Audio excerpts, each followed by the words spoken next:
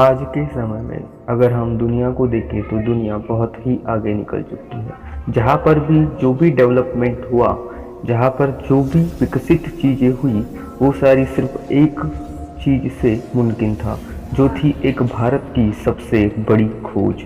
और वो खोज कोई और नहीं, वो थी शून्य की खोज। शून्य की खोज अगर नहीं होती तो आज जहाँ पर भी जो भी डेवलपमेंट हो रहा है, जो चीज़ें बन रही है, वो सारी चीज़ें एक नामुमकिन सी होती।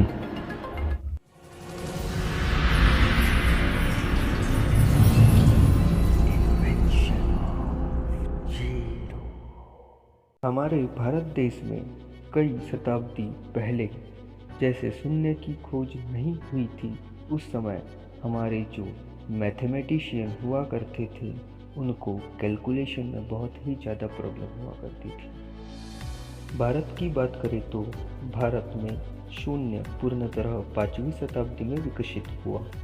एक समय की बात है जब पाकिस्तान में बख्शाली गांव में एक किसान को खेत में दस्तावेज का टुकड़ा मिला।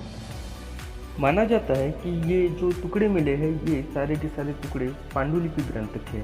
और ऐसा एक टुकड़ा नहीं, ऐसे कई टुकड़े हैं जो कई शताब्दी पहले लिखे गए थे। यह पांडुलिपि ब्रिटेन ऑक्सफोर्ड यूनिवर्सिटी में रखी गई है। कार्बन डेटिंग टेक्निक से पता चला कि यह जो दस्तावेज है, यह कई साल पुराने हैं। और पहले के ज़माने में ये जो डॉट्स को शो करते थे, ये डॉट्स 101 और 1200 जैसे संख्याओं को दर्शाती थी, और इन्हें हम प्लेस होल्डर नंबर भी कहा करते थे।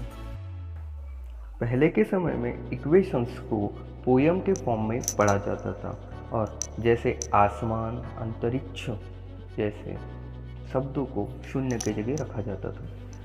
भारतीय विद्वान पिंगला ने ज़ीरो के लिए भारत में सबसे पहले संस्कृत शब्द शून्य का इस्तेमाल किया था। जैसे भारत में हम ज़ीरो को डॉट्स के रूप में लिखते, उसी तरीके से मयान संस्कृति में ज़ीरो कुछ इस तरह दिखता है। और बेबीलोन में ज़ीरो को 2 पत्ते की सहायता से लिखा जाता है। मतलब अलग अलग देशों में ज़ीरो की डिनोशंस अलग अलग रही है। पूरे विश्व को ये भारत की सबसे बड़ी दी हुई देन है, ज़ीरो की खोज। उसी तरह द ग्रेट मैथमेटिशियन ब्रह्मगुप्त ने जीरो पर कई सिद्धांत लिखे व शून्य को हमारे देश में एक अहम मोड़ पर लाकर खड़ा किया। वैसे तो हमारे भारत में कई महान विद्वान मैथमेटिशियन हुआ करते थे, बट इनमें से जो सबसे ज़्यादा प्रभावशाली खोज रही है वो रही है आर्यभट्ट की, क्योंकि इन्होंने शून्य को किस तरीके से शो किया जाए यह बताया। हमारे भारत में सबसे पहला आविष्कार शून्य का जो किया गया वह आर्यभट्ट ने किया। हमारे देश से यह खोज पहुंची चाइना में, और चाइना से अन्य देशों में यह सारी खोज पहुंच चुकी थी। और शून्य को किस तरीके से लिखा जाए यह खोज हमारे भारत ने की, बट इसका फ़ायदा आज पूरे विश्व को हो रहा है।